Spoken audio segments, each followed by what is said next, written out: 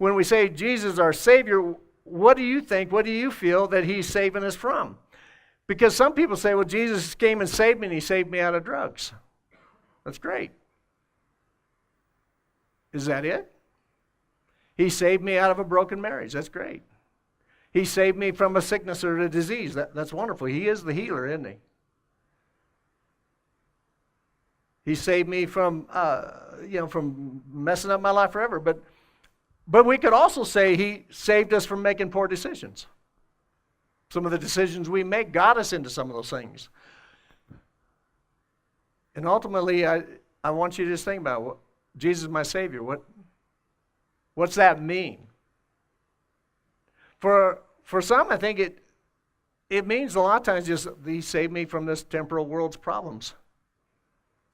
And and we sang a song today, I'll never know just what it cost to, for what he paid for my sin. And I agree with that, that it's quite a price that he paid.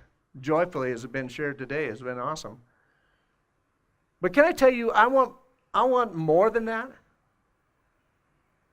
I don't want to downplay this at all. I'm so grateful he saved me from my screw-ups and my failure. And sin means missing the mark. It means not hitting the mark. And I'm grateful, that's in every area of life. He saved us from being a loser. We were born a loser, and he saved us from being a loser and made us a winner. And I was just thinking, about a lot of things, obviously. But, one of the reasons we come together as a church is because you got a lot of people helping you live out, and you got people that will help you budget, and you got people help you get a job and help you train for your job and everything else, all these things. But there's very little input into our lives other than the Bible and God and church to help us get a picture of the overall thing of what's going on. Nobody else is really talking to you. You listen, you won't find it on the news. You won't find very many discussions out there about eternal things. Most everything out there is going to be temporal, about how to have a successful life, how to be saved from the car, how to be saved from broken finances, and et cetera, how to be successful in these areas. But then we're all going to die. We're all going to die, and yet sometimes I think a lot of people don't think much about it because it scares them, so they just don't want to think about it. They just, oh. And then there's people that actually, as we're talking this morning, there's some people that they're disappointed in life, or they're old, or they can't function anymore, and they just want to die. I can't wait to get out of here. You know how many people say, my life don't count? I'm not doing anything that's worthwhile. I'm not in business anymore. I'm retired. I'm this, I'm that, or I've never amounted much, whatever else. And you and I have the opportunity to say, those are all temporal things, but they all count. But we actually have a purpose that lasts forever.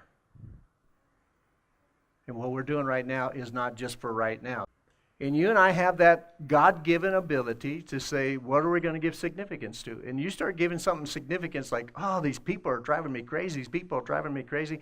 You're actually exercising your God-given right to create and to birth what you believe in your heart. And the more you say it, the more it comes to pass. And the more you keep saying, this thing just drives me crazy. This thing I'm going to go insane if I hear one more thing. You've literally created that. You're a God-given, in God's image, you have the ability, with the power of your tongue, to create and to destroy, and you actually created stress in your life.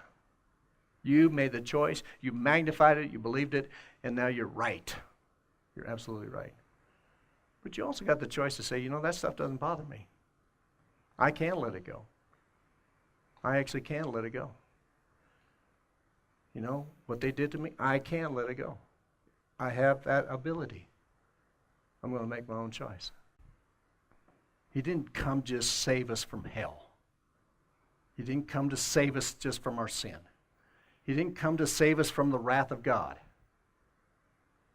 A lot of those things are taken care of. Just like you pull the girl out of the car and you pull her, and you get the blood stopped and all that. But he came to save us from being in his image without his spirit.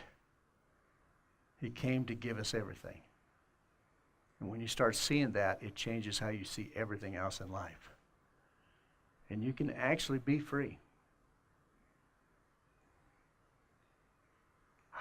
Which is better, believe for divine healing when you're sick, or to quit being stressed about work? It's your choice.